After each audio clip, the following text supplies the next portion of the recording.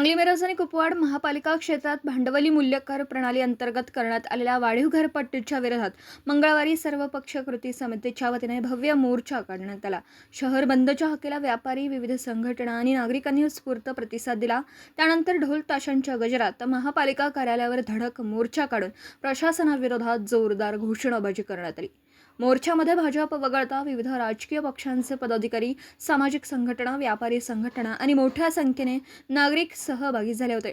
भांडवली मूल्य कर प्रणालीमुळे सर्वसामान्य नागरिकांवर अन्यायकारक आर्थिक भार पडत असल्याचा आरोप आंदोलकांनी केला।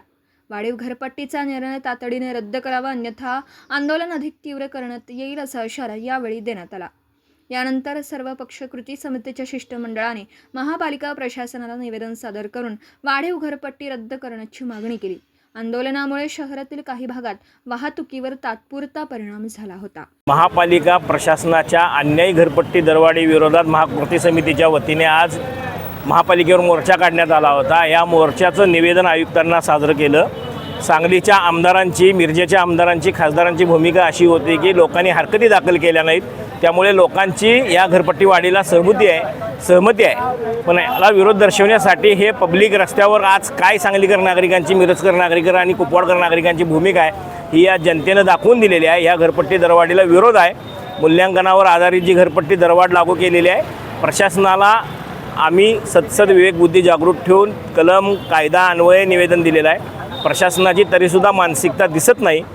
त्यांनी विचार करायला वेळ मागितला आहे, त्यांनी बैठक घेण्यासाठी वेळ मागितला आहे। जर यातून या नागरिकांच्या मालमत्तेवर लादलेला कर, जिजिया कर हा कमी झाला नाही तर आमचं असहकार आंदोलन असेल।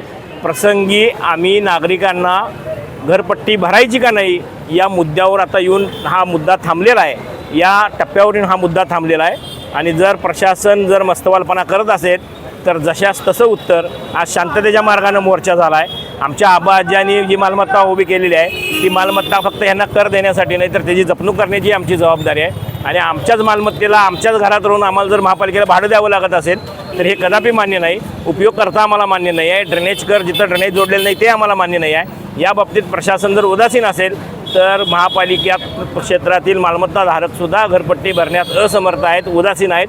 हे चित्र यापुढील काळात दिसेल।